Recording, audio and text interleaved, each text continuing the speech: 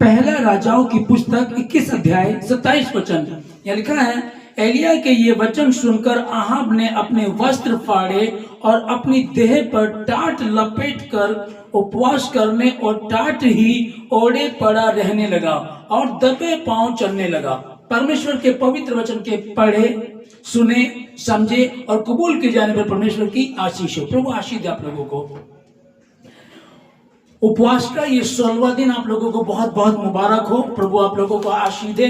और इन 40 दिनों में जो उपवास की घोषणा की है, उपवास आप लोग रख रहे हैं, ये 16वें दिन में परमेश्वर ने जो एक वचन दिया आज हमको उपवास का, हम उसमें से सीखेंगे कि प्रभु आज हमसे क्या बात करना चाहता है। यहाँ जो अहाब राजा है, देखिए ये राजा है, ओके, लेकिन ये कई बार पहले तो ये अपनी पत्नी इजेबेल के कहने पर आकर के मूर्ति पूजा करने लगा, ये इसने गुनाह किया। और दूसरा फिर ये नाबोत की दाख की बारी होती है, वो इसके पास होती है, तो कहता है कि तू मुझसे धन ले ले, नहीं तो फिर इसके बदले में तुझे इससे अच्छी दाख की बारी दे दूंगा। पर वो कहता है कि मेरे पूर्वजों की दाख की बारी है, मैं इसे नहीं दे सकता, ओके। पर जब इजेबेल को पता चलता है इसकी पत्नी को, तब वो नाबोत को नीच लोगों के हाथ धोखे से मरवा देती है और इसकी जो दाख की बारी उसको ले लेती है, ओके। ध्यान से समझिएगा, है कौन ये? राजा। राजा होते हुए भी इसको इतनी दिक्कत पड़ रही है कि उस दाख की बारी को लेकर लेना चाहता है। परमेश्वर का जो वचन है यहाँ पहला राजाओं 21:17 में परमेश्वर ने कहा एलिया को, सुन पढ़ेंगे इसको। यहाँ लिखा है कि तब यहोवा का यह वचन तिशबी एलिया के पास पहुंचा, चल सोमरोन में रहने वाले इजराइल के राजा अहाब से मिलने को जा, वह तो नाबोत की दाख की बारी में है, उससे अपने अधिकार में लेने को वह वहां गया है। और उससे यह कहना कि यहोवा यूं कहता है, क्या तूने घात किया है और अधिकारी भी बन बैठा है? फिर तू उससे यह भी कहना कि यहोवा यूं कहता है, जिस स्थान पर कुत्तों ने नाबोत का लहू चाटा, उसी स्थान पर कुत्ते तेरा भी लहू चाटेंगे। परमेश्वर ने एली नबी को बोला, भविष्यद्वक्ता को, जा राजा के पास, अहाब के पास, और उसे जाकर के बताते कि जैसे कि नाबोत के लहू को कुत्तों ने सड़कों पर चाटा, वैसे तेरे साथ भी होगा। अब जब इसको ये बात पता चलती कि यहोवा ने भेजा है नबी को और उसने मुझसे ये कहा, तो इसे कोई टाल नहीं सकता। लेकिन यहाँ जो हमने 27 में पढ़ा है, लिखा है कि एलिया के ये वचन सुनकर अहाब ने अपने वस्त्र फाड़े और अपनी देह पर टाट लपेट कर उपवास करने और टाट ही ओढ़े पड़ा रहने लगा और दबे पांव चलने लगा। परमेश्वर के वचन से ये डर गया, चिंतित हुआ, और इसको एक बात समझ में आई, अपने पूर्वजों की, दाऊद की बात, सुलेमान की बात इसको समझ में आई कि मैं क्या करूंगा, उपवास में जाऊंगा। जैसे दाऊद ने उपवास रखा और परमेश्वर ने उसको माफ कर दिया था, वैसे मैं भी उपवास में जाऊंगा। और यकीन जानिएगा, यहाँ जो पहला राजा 21:28 में लिखा कि तब यहोवा का यह वचन तिशबी एलिया के पास पहुंचा, क्या तूने देखा है कि अहाब मेरे सामने नम्र बन गया है? परमेश्वर ने भविष्यद्वक्ता एलिया से कहा, क्या तूने देखा है अहाब कैसे मेरे सामने दीन बन गया? इस कारण कि वह मेरे सामने नम्र बन गया है, मैं वह विपत्ति उसके जीते जी उस पर ना डालूंगा, परंतु उसके पुत्र के दिनों में उसके घराने पर यह विपत्ति भेजूंगा।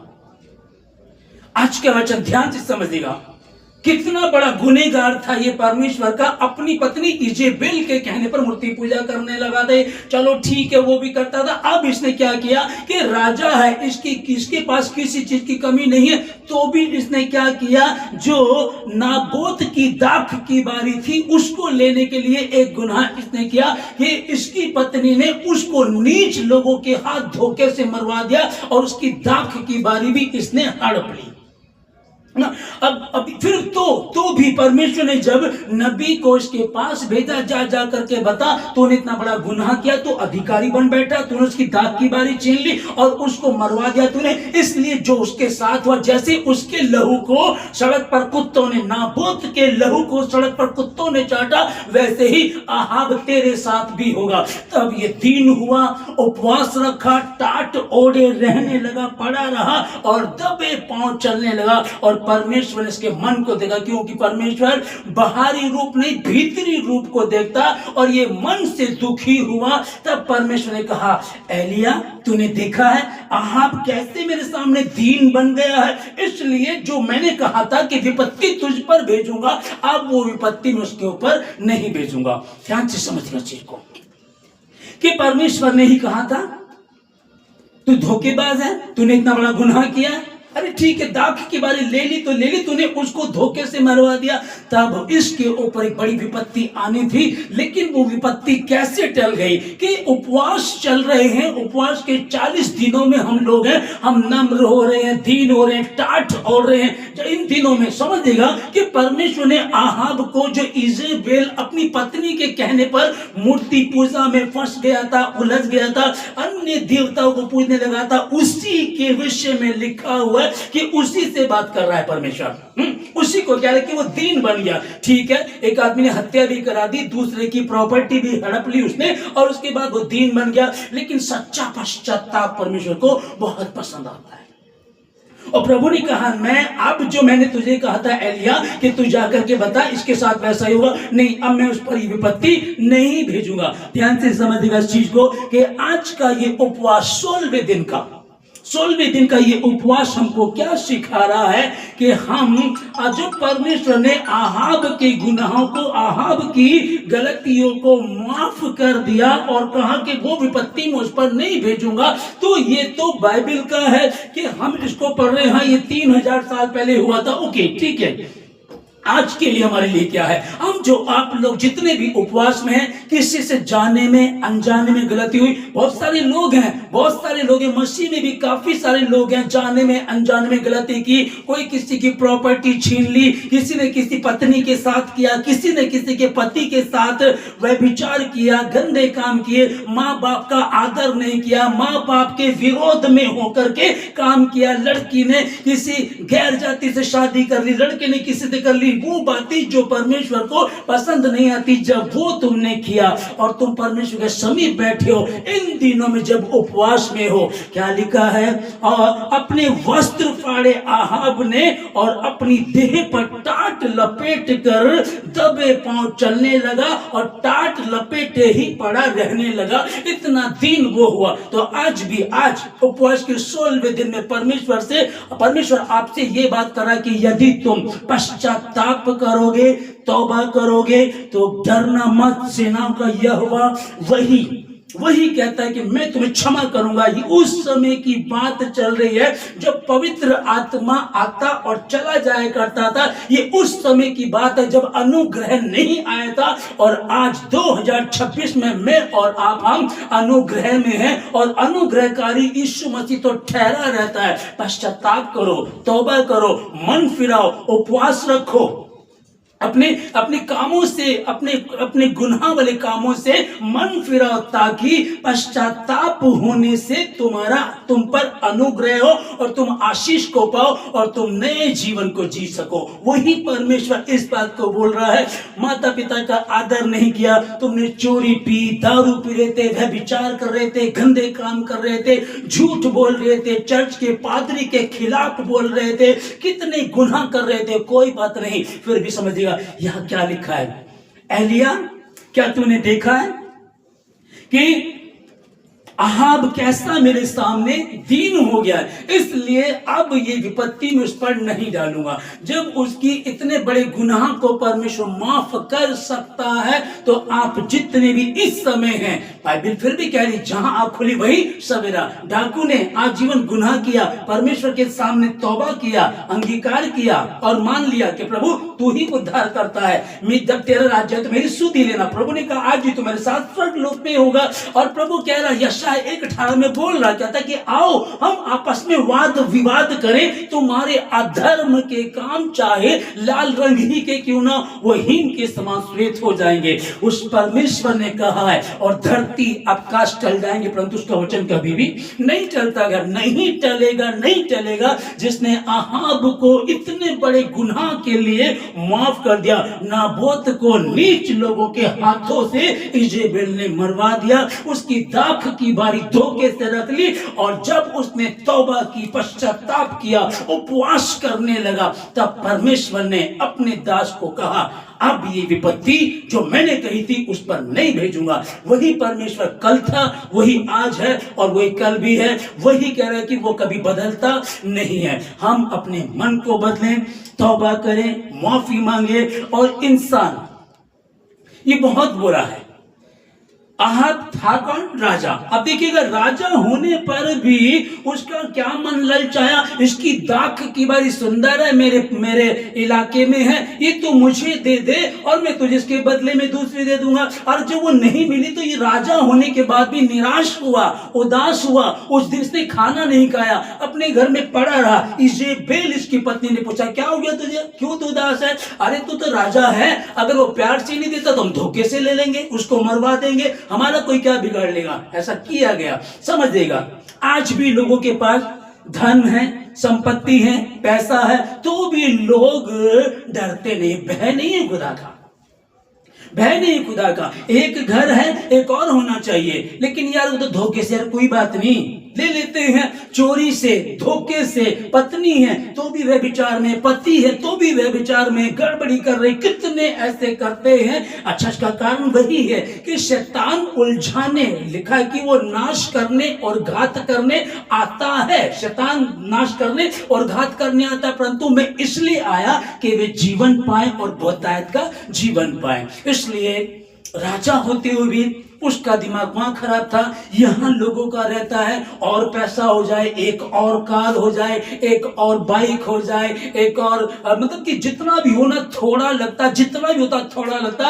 और इसी के विषय में जो पाकिस्तान के पास्टर हमारे अर्नेस्ट मलजी थे, जो पाकिस्तान के बहुत अच्छे खुदा के खादिम, जिनके गीतों को सुन करके आज भी रूह उपस्थित होता है, जिनको सुन करके आज भी हम लोग अपने पापों को स्मरण करते हैं, तौबा करते हैं और सचमुच उनके गीत रुला देते हैं। और ये जो आहाब के विषय में देख रहे कि आहाब राजा होते हुए भी एक दाख की बारी में बावला हो रहा था, है ना। एक बेकसूर व्यक्ति नाबोत की हत्या करा दी। क्या कारण क्या था? बस वही कि ये प्रॉपर्टी भी हमारी हो जाए। आज समझिएगा, आज भी कितने लोग ऐसा करते हैं। तो जो पास्टर अर्नेस्ट मलजी ने जो गीत गाया, मुझे गीत बहुत अच्छा लगता है, तो मैं उसको गुनगुनाना चाहूंगा यीशु मसीह के नाम में। थैंक यू जीसस, धन्यवाद यीशु।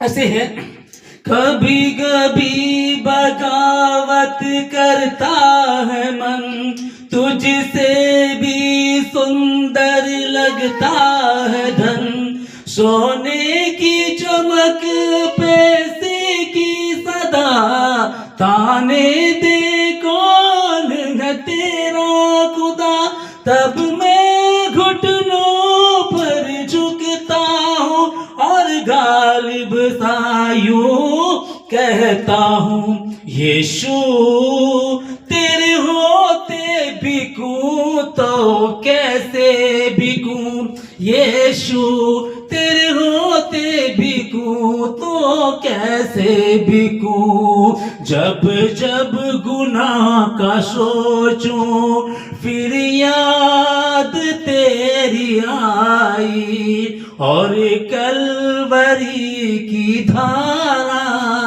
हृदय से यूं चिल्लाई, यीशु तेरे होते गुनाह में कैसे करूं, यीशु तेरे होते खता मैं कैसे करूं।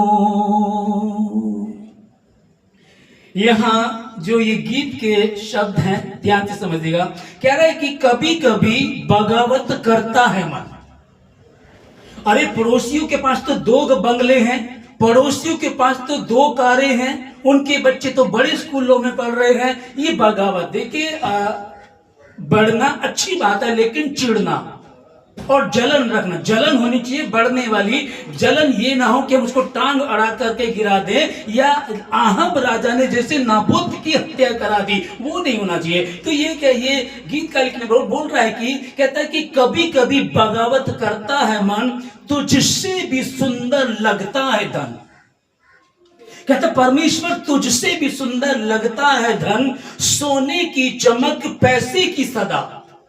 पैसे की हमेशा, मतलब सोने की चमक पैसे की सदा, ताने दे कौन है तेरा खुदा। मतलब सोना चांदी और पैसा भी ये कह रहा है कि यार ये इसको हमारी जरूरत ही नहीं है, ये पैसे के पीछे भागता ही नहीं है, ये धन के पीछे, सोने के पीछे, प्रॉपर्टी के पीछे ये भागता ही नहीं। एक मसीह की बात चल रही है, उस बात को बोल रहा है कि ये क्या कर रहे हैं। लिखता है कि कभी कभी बगावत करता है मन, तुझसे भी सुंदर लगता है धन, सोने की चमक पैसे की सदा, ताने दे कौन है तेरा खुदा।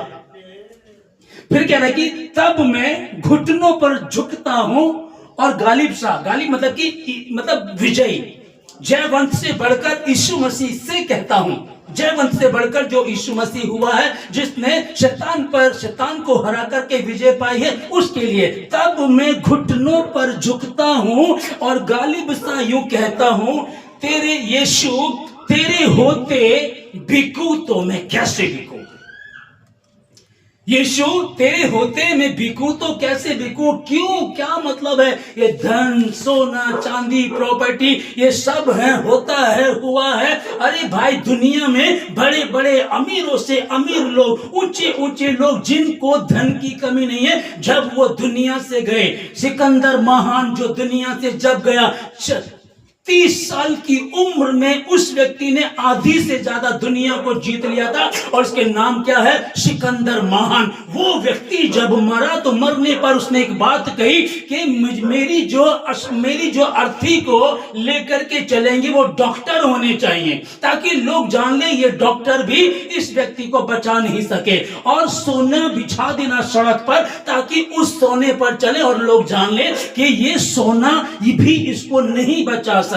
और मेरे दोनों हाथ अर्थी से वो जो मेरा सब लेकर के जाएंगे, मेरे दोनों हाथों को ऐसे बाहर निकाल देना, ताकि लोग देख ले ये वो सिकंदर महान है जिसने कभी हार नहीं मानी और आधी से ज्यादा दुनिया को जीत लिया। और आज दुनिया से जब ये जा रहा है तो ये खाली हाथ से जा रहा है। तेरे होते यीशु मैं बिकूं तो कैसे बिकूं, यदि तू मेरे पक्ष में है तो मेरा विरोधी कौन हो सकता है। आज का ये वचन 40 उपवास जो चल रहे हैं, 16वें दिन का ये उपवास आप लोगों को परमेश्वर बहुत आशीष दे, और करिएगा इस बात को। पास्टर अर्नस्ट मल जी का ये गीत, कभी कभी बगावत करता है मन, तुझसे भी सुंदर लगता है धन, सोने की चमक पैसे की सदा, ताने दे कौन है तेरा खुदा। तब मैं घुटनों पर झुकता हूँ और गालिब सा यूं कहता हूँ, यीशु तेरे होते बिकूं तो कैसे बिकूं, यीशु तेरे होते गुनाह में कैसे करूं। जब जब गुनाह का सोचूं फिर याद तेरी आई, और कलवरी की धारा हृदय से यूं चिल्लाई, यीशु तेरे होते गुनाह में कैसे करूं, यीशु तेरे होते खता मैं कैसे करूं। आहाब ने जो गुनाह किया वो परमेश्वर की दृष्टि में बहुत बुरा था और इसके साथ वैसा ही होना था। नाबोत को जब मारा गया तो सड़क पर कुत्तों ने उसके लहू को चाटा और यही बात परमेश्वर ने नबी को बोल दिया कि जा करके एलिया उसको जा करके बता दे जो तूने किया है वही तेरे साथ भी हो, तेरी लौथ को भी कुत्ते चाटेंगे, उस लहू को भी। लेकिन जब वो दिन हुआ, उपवास का मतलब 16वें दिन का उपवास, आज परमेश्वर क्या बात कर रहा है, उपवास रखा, दिन हो गया, नम्र हुआ, टाट ओढ़ करके पड़ा रहा और दबे पांव चलने लगा और मन को परमेश्वर ने देखा और आहाब के गुनाह को माफ कर दिया। कहा कि मैंने जो विपत्ति उस पर भेजने के लिए कहा था वो मैं उस पर नहीं भेजूंगा, मैं उसको माफ करता हूं। सो परमेश्वर आप लोगों को बहुत आशीष दे, बिल्कुल ना डरें, चिंता ना करें। यही तो बड़ी बात है, मसीह यीशु की पवित्र शास्त्र बाइबल की बड़ी बात यही है कि वो अनुग्रहकारी परमेश्वर है, माफ करने वाला परमेश्वर। कहता कि आओ हम आपस में वाद विवाद करें, तुम्हारे अधर्म के काम चाहे लाल रंग ही के क्यों ना हो। इसके गुनाह लाल रंग के हो गए थे, उसने गुनाह किया था, उसने मर्डर कत्ल करा दिया एक बंदे का, थे ना इसके, तो तुम्हारे गुनाह चाहे लाल रंग ही के क्यों ना हो वो हीम के समान श्वेत हो जाएंगे और परमेश्वर अपने लहू से उनको धो देगा, क्योंकि उसके कोड़े खाने से तुम चंगे हो चुके हो, उसके कोड़े खाने से हम चंगे हो चुके हैं। और हमारे गुनाहों को, हमारे अपराधों को उसने अपनी पीठ के पीछे फेंक दिया 2026 साल पहले। वो जो क्रूस पर मरा, उसके मरने का मतलब ऐसा नहीं है वो कोई खेल था, कोई नाटक था, वो यही था कि परमेश्वर ने जगत से ऐसा प्रेम किया कि उसने अपना इकलौता बेटा यीशु मसीह दे दिया, ताकि जो कोई उस पर विश्वास करे वह नाश न परंतु अनंत जीवन पाए। जो कोई उस पर विश्वास करे, और जहां आंख खुली वहीं सवेरा। कोई बात नहीं कब तक आपकी कितनी उम्र है, आप कब तक गुनाह करते आए हैं, कितनी गलतियां आपने की है, प्रभु उनको नहीं गिन रहा, नहीं पूछ रहा। वो मनों को जांचने वाला परमेश्वर है, उसने मनुष्य को बनाया, मनुष्य उसके सामने है ही क्या, मनुष्य की औकात क्या है कि उसके सामने ठहर सके या उसके सामने बता सके। मैं क्या कहना चाहता हूं आप लोगों को, कुछ भी क्यों ना हुआ हो, आज ध्यान रखिएगा, ये जो पहला राजाओं की पुस्तक 21 अध्याय उसका 27 और 28 पढ़िएगा और परमेश्वर के समीप जाइएगा, नहीं तो 21 अध्याय को पूरा पढ़ लीजिएगा, आपको पता चल जाएगा आहाब ने क्या गलती की, नाबोत की हत्या करा दी और कैसे वो उसकी प्रॉपर्टी को हड़प लिया था। और उसके बाद भी जब परमेश्वर ने बोला इसको कि अब तेरे साथ भी ऐसा ही होगा, लेकिन उसने तौबा की, माफी मांगी और उपवास में गया। आप लोग भी उपवास में हैं। स्मरण कीजिए मैं कहां से गिरा हूं, 2026 में मैं आया हूं, 25 में मैंने कौन से गुनाह किए, मैंने 24 में क्या किया, 23 में क्या किया, 18 में क्या किया, 15 में क्या किया, 10 साल हो गए मैंने गलती की थी, कहीं वही तो नहीं, वो गलती वो कमी जब तक बनी रहती है आशीषों के द्वार खुलते नहीं है, बंधन टूटते नहीं हैं। बंधन कब टूटेंगे, जब परमेश्वर तोड़ेगा। कहीं भी कभी भी कोई गुनाह हुआ, कोई गलती की हो, कोई बात नहीं, जहां आंख खुली वहीं सवेरा। परमेश्वर ने अपने पुत्र को जगत में इसलिए नहीं भेजा कि जगत को दंड की आज्ञा दे। यूहन्ना 3 अध्याय 17 वचन को पढ़ेंगे कि परमेश्वर ने अपने पुत्र को जगत में इसलिए नहीं भेजा कि जगत को दंड की आज्ञा दे। तू व्यभिचारी था, तूने चोरी की, तूने खून किया, तू गंदे काम करता था, तू दारू पीता था, तू लोगों के लिए गलत काम करता था, टोना करता था, टोटका करता था, वो ठीक है, किए हैं, गुनाह किया है, लेकिन यीशु मसीह का लहू हमें सब पापों से शुद्ध करता है। अब जो मसीह में है वो नई सृष्टि है, पुरानी बातें बीत गई, देखो नई बातें आ गई। जब आहाब का इतना बड़ा गुनाह परमेश्वर ने माफ कर दिया, आप अनुग्रह में हैं, आप अनुग्रह में, आप जितने भी हैं आप भी अनुग्रह में आज। और जब अनुग्रह में है ना तो चिंता ना करें, अब तो कहें प्रभु तेरा धन्यवाद कि हमको एक मौका मिल गया है। जिसको फांसी की सजा मिल रही हो और उसको कह दिया जाए कि एक शर्त है, तुम्हें फांसी की सजा नहीं मिलेगी, वो कहेगा मुझे शर्त बताओ क्या है, मैं जीना चाहता हूं परिवार के लिए, अपने लिए। मैं दुनिया को देखना चाहता हूं। जो गलती मैंने की उसकी सजा जो फांसी की मुझे मिल रही है, और आप कह रहे हो कि एक काम करना पड़ेगा। वो कहेगा जो भी करना पड़े, बस मुझे फांसी की सजा से बचा लो। वैसे ही चिंता न करें, प्रभु ने तो उस फांसी को अपने ऊपर ले लिया। और वो ये नहीं कह रहा कि तुम्हें एक काम करना, बस वो तो ये कह रहा कि मन फिरा, सरगर्म हो, और फिर देख तू जो तेरे गुनाह माफ हो गए, तू स्वस्थ हो गया, फिर पाप मत करना, फिर पाप मत करना। ओके, इसको ध्यान रखिएगा। सो मैं धन्यवाद देता हूं परमेश्वर का सारी बातों के लिए, आज के इस दिन के लिए, सुंदर समय के लिए, और उपवास का 16वां दिन आप लोगों को बहुत बहुत मुबारक हो। मैं प्रार्थना करता हूं आप लोगों के लिए, जितने ऑनलाइन सुन रहे हैं इस समय, जितने ऑनलाइन सुन रहे हैं, भवन में सुन रहे हैं, भवन के आसपास सुन रहे हैं, जो मन फिराना चाहते हैं, जितने भी मसीह को मानने वाले, आप घुटनों पर आ जाइए, तौबा करें। उपवास तो चल ही रहे हैं आप लोगों के, और यदि कोई उपवास में नहीं तो उपवास में आ जाइएगा, करिएगा तौबा।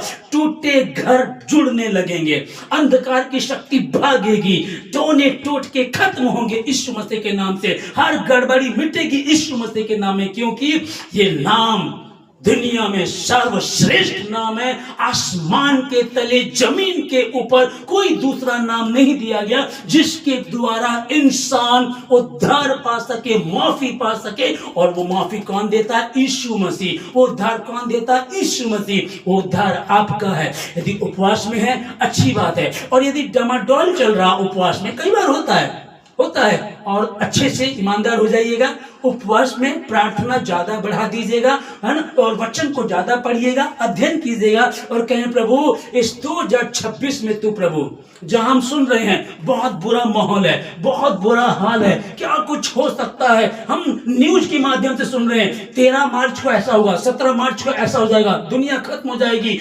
भूकंप आ रहे हैं, राज्य पर राज्य चढ़ाई कर रहा है, मिसाइलें ताक रहे हैं, अब दिक्कत हो जाएगी, पूरी दुनिया में दिक्कत हो जाएगी। तो भी मैं क्या कह रहा हूं आप लोगों को, यीशु मसीह हमारा पिता है, हमारी माँ की तरह है, और हम उसके बच्चे के जैसे हैं। और बच्चा जब माँ की गोद में होता है, कितने बम फूटे, बारिश आए, तूफान आए, उसे पता है, वो अपनी माँ की छाती से जब लिपटा होता है, उसे कोई डर, कोई खौफ नहीं होता है। वैसे ही तो जो हो रहा है दुख का विषय, हम प्रार्थना करेंगे प्रभु जी टल जाए, लेकिन अगर तो भी है तो हमको क्या करना है? हम प्रार्थना में बैठे और प्रार्थना करें यीशु मसीह के नाम में। परमेश्वर, बीते वर्षों में जो नहीं हुआ वो इस 2026 के इन उपवासों में प्रतिदिन में होता चला जाएगा। आज का जो वचन है वो आपको 100 गुना, 30 नहीं, 60 नहीं, 100 गुना आशीष को लेकर यीशु मसीह के नाम में मैं प्रार्थना करता हूं आप लोगों के लिए। यदि कोई कमजोरी है, कोई ढीठपन है, कोई नासमझी है, कई बार होता है प्रार्थना में जाना चाहता हूं, मेरा मन नहीं होता। कई बार होता है कि मैं चाहती हूं प्रार्थना में जाऊं, आराधना करूं, वचन को पढ़ूं, लेकिन वो दिमाग में रहता है कि मत पढ़, इससे क्या होगा। मैं क्या कह रहा हूं, यही एक समाधान है, क्योंकि उसने अपने इकलौते पुत्र को दिया ताकि जो विश्वास करे वो नाश ना हो। और परमेश्वर ने जगत में अपने पुत्र को इसलिए नहीं भेजा कि वो जगत को दंड की आज्ञा दे, लेकिन जो विश्वास करेगा उसका उद्धार होगा, और जो विश्वास नहीं करेगा वो दोषी ठहराया जा चुका है। तो भी अभी भी यहोवा की वाणी सुनो, उपवास के साथ प्रार्थना करते हुए, रोते पीटते उसके समीप आओ। मैं प्रार्थना करता हूं यीशु मसीह के नाम में, खुदा आपको आशीष दे, हर बुराई से बचाए, किसी परीक्षा में पढ़ने दे, किसी परीक्षा में पढ़ने ना दे। आपके जीवन से परमेश्वर की महिमा हो, परमेश्वर की इच्छा जैसे स्वर्ग में पूरी तरह से धरती पर एक एक व्यक्ति के जीवन से हो जाए, जो तौबा कर रहे हैं, जो उपवास में हैं, जो ये सच है पाप का जोर है, तेरा इश्क ही इसका तोड़ है, लिपटू तुझसे बच्चे की तरह, हाथों में तेरे डोर है, तू मेरी खातिर पाप बना, ये सोचता हूँ तो कहता हूँ यीशु, तेरे होते मैं नफरत कैसे करूं, यीशु तेरे होते मैं नफरत कैसे करूं, जब जब गुनाह का सोचूं फिर याद तेरी आई, और कलवरी की धारा हृदय से यूं चिल्लाई, यीशु तेरे होते गुनाह मैं कैसे करूं, यीशु तेरे होते खता मैं कैसे करूं, यीशु। अब देखिए जो गीत है, मैं उस तरह तो मैं गा नहीं पा रहा हूं, पर मेरा मन है कि मैं इसको गाऊं, इसलिए ना देखिए इसमें क्या लिख रहा है, वो क्या गा रहा है इसको, जो शब्द है इसके कि ये सच है कि पाप का जोर है, सचमुच पाप का बहुत जोर है। ओके, ये सच है कि पाप का जोर है और तेरा इश्क ही इसका तोड़ है। पाप का जो तोड़ है ना वो दुनिया में कहीं नहीं है, कुछ नहीं, कुछ कर लो, पाप बढ़ता बढ़ता बढ़ता शुरू से बढ़ता है, बढ़ता चला जा रहा, लेकिन लिखा है कि यीशु मसीह तेरा इश्क ही, इश्क मतलब कि ऐसी मोहब्बत जो तूने हमसे की, जो तूने हमसे की, तेरा इश्क ही इसका तोड़ है ना। ये सच है कि पाप का जोर है, तेरा इश्क ही इसका तोड़ है। और फिर कह रहा है कि लिपटू तुझसे बच्चे की तरह, हाथों में तेरे डोर है, तू मेरी खातिर पाप बना, ये सोचता हूं तो कहता हूं प्रभु तेरे होते मैं नफरत कैसे करूं। कोई अगर मुझे गाली दे रहा है मैं उससे नफरत कैसे करूं, कोई अगर मुझसे चिढ़ रहा है बेमतलब बेबुनियादी तो मैं उससे नफरत कैसे करूं। ये चीज मुझे मजबूर करती है, ये तेरा कलाम, ये वचन, ये तेरा पवित्र शास्त्र बाइबल, ये जो मुझसे कहता है कि तू क्यों नफरत करता है, प्रार्थना कर अपने पड़ोसियों के लिए। ये सच है कि पाप का जोर है और तेरा इश्क ही इसका तोड़ है।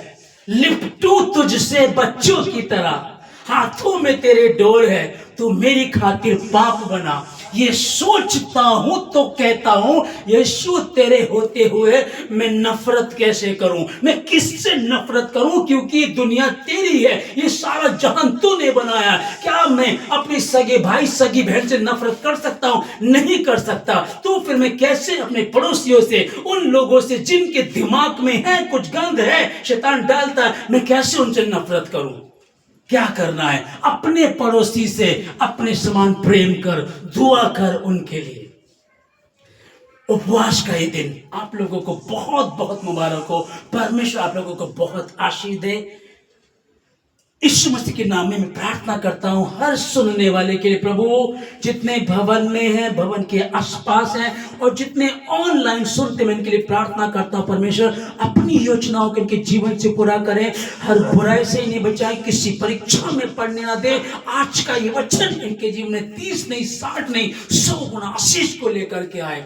आपकी इच्छा जैसे स्वर्ग में पूरी होती जमीन पर इन हर एक एक व्यक्ति के जीवन से हो जाए। जो तौबा कर रहे हैं उन्हें प्रभु जी आपने माफ कर दिया है, और जो अभी भी ढीठ बने हुए हैं, कुछ नहीं होता, देख लेंगे, जिंदगी बहुत बड़ी है, कुछ भी नहीं है, कब आंख बंद हो जाए, कब तबाही आ जाए। एक ही बार में ईरान में मैं सुन रहा था कि एक बम, विरोधियों ने एक बम डाला और वो स्कूल में जाकर के गिरा।